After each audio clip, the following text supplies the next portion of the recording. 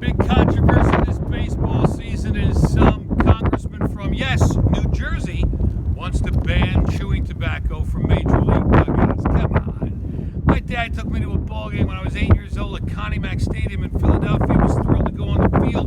At the end of the game, I walked past the dugout and I saw the almost threw up when I saw what the players were spitting out the whole game. Since I was 8, I never wanted to go near chewing tobacco.